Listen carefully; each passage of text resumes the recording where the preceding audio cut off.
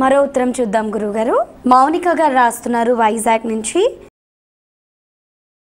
గృహయోగం సిద్ధించటానికి శివారాధన ఏమిటి అని ఆవిడ సందేహం వ్యక్తపరిచారు.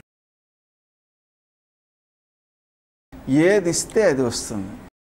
అందుకని మనం మానసికంగా శివునకు ఒక ఆలయం నిర్మించినటువంటి భావన చేయడం అనే పద్ధతి ఒకటి.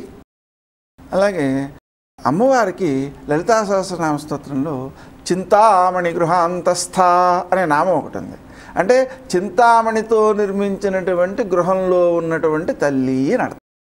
ఆ విధంగా అటువంటి చింతామణితో నిర్మించిన గృహంలో ఉన్న తల్లి అనే భావన చేయడం ద్వారాను, చింతామణి గృహాంతస్థ అనేటువంటి నామాన్ని జపం చేయడం ద్వారాను కూడా నూతనమైనటువంటి శుభప్రదమైనటువంటి వాస్తుబద్ధమైనటువంటి ఇల్లు సిద్ధిస్తుంది.